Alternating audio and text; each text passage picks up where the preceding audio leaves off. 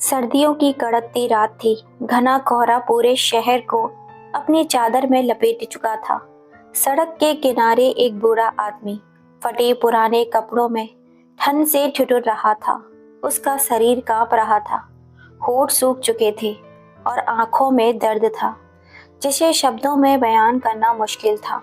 उसका नाम रामनाथ था। कभी इस शहर का एक इज्जतदार आदमी था, लेकिन आज एक बेघर भिखारी। उसके पैर नंगे थे, बीवियां फटी हुई थी। हर गुजरने वाली गाड़ी तेज हेडलाइट उसकी बूढ़ी आंखों में जलन पैदा कर रही थी। लेकिन अब उसे इस जलन की आदत हो चुकी थी। इसके लिए सबसे बड़ी तकलीफ यह थी, आज उसकी अपनी ही औलाद ने उसे इस हाल में पहुंचाया था। ठंड की तेज हवा उसकी हड्डियों तक चुभ रही थी। उसने अपनी फटी हुई चादर को और कस के लपेटने की कोशिश की, लेकिन वह इतनी पुरानी हो चुकी थी जिसमें गर्मी बची ही नहीं।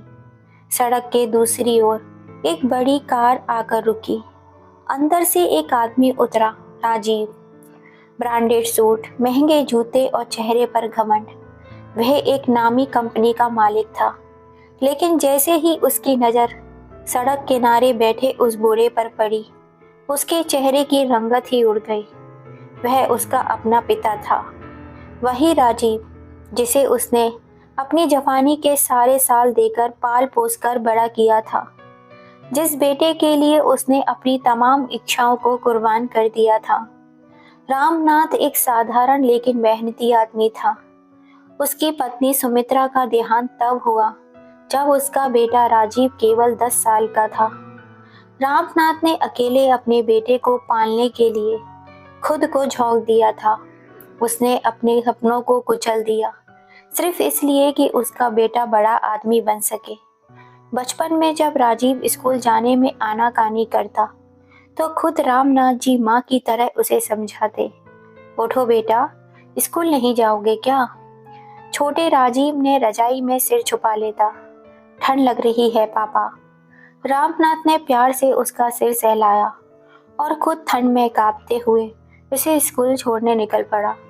राजीव को ठंड लगना लगे, इसलिए अपना पुराना स्वेटर उतार कर उसे पहना दिया और खुद ठिठुरते हुए घर वापस लौट आया। बचपन से जवानी तक रामनाथ ने अपने बेटे की हर जिद पूरी की। जब राजीव कॉलेज में पहुंचा, तो फीस भरने के लिए रामनाथ ने अपनी पुश्तैनी जमीन बेच दी। वह खुद फटे हुए कपड़े पहनता, लेकिन बेटे को कभी कमी महसूस नहीं होने दी। बेटा, तुझे बड़ा आदमी बनाना है, मुझे और कुछ नहीं चाहिए। यह वह शब्द थे जो रामनाथ हर बार दोहराते जब वह अपने सपनों को कुचलकर राजीव के भविष्य के लिए पैसे जुटाते। समय बीतता गया। राजीव एक ऊंची पोस्ट पर पहुंच गया, अच्छी नौकरी मिल गई और कुछ महीनों बाद ही उसकी शादी हो गई। फिर एक आलीशान फ्लैट में रहने लगा।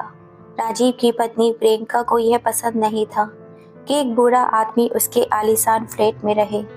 आपको देखकर घर में नकारात्मक ऊर्जा आती है, प्रियंका हर दिन यही ताने देती।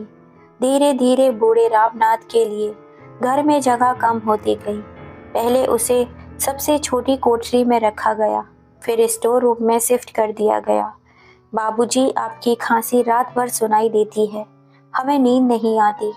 और एक दिन तो उसे बालकनी में शिफ्ट कर दिया गया, खुले आसमान के नीचे, जहाँ ठंडी हवा उसके बूढ़े शरीर को चीर रही थी। रामनाथ को अब खाने के लिए भी ताने सुनने पड़ते।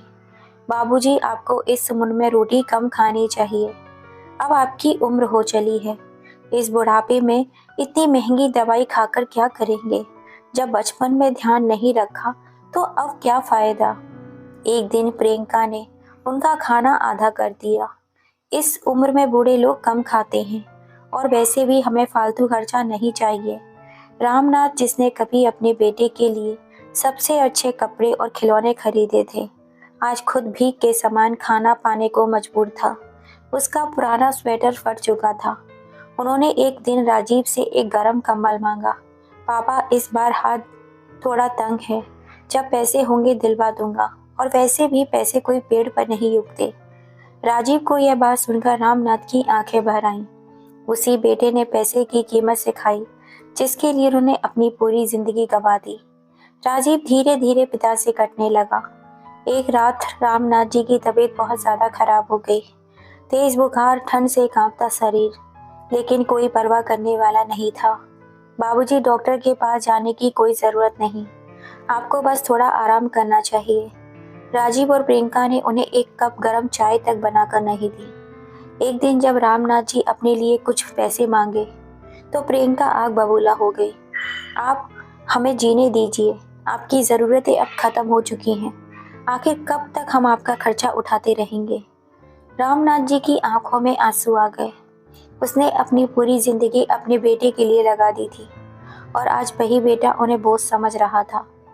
एक दिन प्रियंका ने राजीव से कहा, या तो ये आपके पिता यहाँ रहेंगे या मैं और सहन नहीं कर सकती। राजीव ने बिना कुछ सोचे अपने पिता के लिए वृद्धाश्रम का इंतजाम कर दिया। पापा, वहाँ आपकी अच्छी देखभाल होगी। रामनाथ कुछ नहीं बोला। उसकी आंखों में अब कोई रोशनी नहीं बची थी। वह बस चुपचाप अपने बेटे का चेहरा देखता रहा। राजीव का ये आखिरी बात थी। इसके बाद उसने कभी पीछे मुड़कर नहीं देखा। लेकिन वृद्धाश्रम यह तो किसी जेल से भी बुरा था। चारों तरफ गंदगी फैली हुई थी, बदबू इतनी तेज कि दम घुट जाए। खाने में कीड़े चलते थे, पानी तक साफ नहीं था। कोई बीमार हो जाए तो इसका इलाज की कोई व्यवस्था नहीं थी। बस तड़पते रहो, मरने का इंतजार करो। और सबसे बड़ा दर्द अपनों के इंतजार का। हर दिन वहाँ के बूढ़े अपने बच्चों के फोन की राह देखते, घंटों रेडियो की तरफ कान लगाए बैठे रहते। शायद कोई बेटा या बेटी की आवाज सुनाई दे जाए, लेकिन फोन नहीं आता। कोई फोन आता ही नहीं। रामनाथ भी हर दिन उम्मीद लगाए बैठा रहता, मेरा बेटा राजीव जरूर फोन करेगा, बहू भी हाल पूछेगी। पर ऐसा कभी नहीं हुआ। इधर अब राजीव की जिंदगी बढ़िया चल रही थी। बिजनेस अच्छा चल रहा था, समाज में उसकी इज्जत थी। प्रियंका के साथ वे महंगे होटल और पार्टियों, विदेश में यात्राओं में व्यस्त था। लेकिन नियति अपना हिसाब रखना जानती थी। एक दिन जब प्रियंका प्रेग्नेंट हुई तो उसकी माँ कुछ महीनों के लिए उसके साथ रहने आ गई। प्रियंका अपनी माँ का बहुत ख्याल रखती थी। राजीव ने एक दिन मजाक में कहा, तुम अपनी माँ का कितना ध्यान रखती हो, पर पापा को एक कप चाय तक नहीं देती थी। प्रियंका ने गुस्से में जवाब दिया, क्योंकि वो तुम्हारे बाप थे, मेरे नहीं, और मेरी माँ तो मेरे लिए मेरी भगवान है। उस दिन राजीव के दिल में हल्की सी चुभन हुई, लेकिन उसने उसे नजरअंदाज कर दिया। वक्त बीतता गया। कुछ साल बाद राजीव का बेटा आर्यन बड़ा हो गया। वह पढ़ाई के लिए विदेश चला गया। राजीव और प्रियंका अब अकेले रह गए। प्रियंका को अब राजीव की आदतें खराब लगने लगी, झगड़े बढ़ने लगे। फिर वही दिन आया जब राजीव को अपने कर्मों का हिसाब देना पड़ा। राजीव की कंपनी में घाटा हो गया, बिजनेस डूब गया। बैंक ने कर्ज वसूलने के लिए उनका घर भी नीलाम कर दिया। अब वह भी सड़क पर था। प्रियंका ने उसे ताना दिया, जब पैसे थे तब तुम मेरे लिए सब कुछ थे, अब मेरे लिए सिर्फ एक बोझ हो। और एक दिन प्रियंका ने भी उसे छोड़ दिया। इधर रामनाथ की तबीयत धीरे धीरे बिगड़ने लगी। ठंडे फर्श पर सोने की वजह से तेज बुखार आ गया। कई दिन हो गए, लेकिन ना कोई दवाई दी गई, ना कोई डॉक्टर को बुलाया गया। बाबा, आप ठीक हो जाएंगे, बस थोड़ा पानी पी लो। वृद्ध आश्रम के एक बुजुर्ग ने उसे सांत्वना दी। लेकिन रामनाथ को पता था अब ज्यादा दिन नहीं बचे हैं। आखिरकार जब उसकी हालत बहुत ज्यादा खराब हो गई तो वृद्ध आश्रम के स्टाफ ने राजीव को फोन किया। हेलो, आपके पिताजी बहुत बीमार हैं, उन्हें अस्पताल ले जाना पड़ेगा। फोन की दूसरी तरफ राजीव ने ठंडी आवाज में जवाब दिया, मुझे डिस्टर्ब मत करो, जो करना है सो करो। वृद्ध आश्रम वालों ने देखा कि रामनाथ को बचाने की कोई उम्मीद नहीं थी। उन्होंने उसे एक रिक्शे में बिठाया और शहर के एक मंदिर के पास उतार दिया। अब वह अकेला था, कोई पूछने वाला नहीं। रात को तेज ठंड थी। रामनाथ के पास एक पुरानी चादर थी, लेकिन वह ठंड से कांप रहा था। उसने मंदिर के दरवाजे पे दस्तक दी।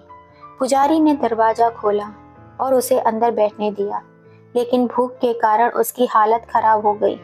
सुबह जब मंदिर के लोग आए तो उन्होंने देखा रामनाथ का शरीर ठंडा पड़ चुका था, वह मर चुका था। रामनाथ की लाश को लावारिस मानकर पुलिस पोस्टमार्टम के लिए ले जाने वाली थी। तभी किसी ने राजीव को खबर दी। राजीव हड़बड़ा कर आया, लेकिन तब तक बहुत देर हो चुकी थी। जब उसने अपने पिता का निर्जीव शरीर देखा तो उसका सारा घमंड टूट गया, लेकिन अब पछताने के लिए कुछ बचा ही नहीं। रामनाथ के फटे हुए कुर्ते की जेब में से एक चिट्ठी मिली, जिसमें लिखा हुआ था, बेटा, मैं जब तुझे पाल रहा था तब मुझे कोई थकान नहीं होती थी, पर जब तू बड़ा हो गया तो तुझे मेरा होना ही बोझ लगने लगा। कोई बात नहीं, शायद मैं अच्छा पिता नहीं था, तभी तुझे अच्छी संतान नहीं बना पाया। अब मैं जा रहा हूँ, लेकिन जब तेरा बुढ़ापा आएगा तब तुझे मेरी याद जरूर आएगी, पर तब मैं नहीं रहूँगा तुझे माफ करने के लिए भी। राजीव के हाथ से चिट्ठी गिर गई। वह जोर जोर से रोने लगा, उसका पूरा शरीर कांपने लगा। वह सड़क पर बैठकर फूट फूट कर रोने लगा, लेकिन अब उसका रोना किसी काम का नहीं था। अब पछताने से क्या फायदा।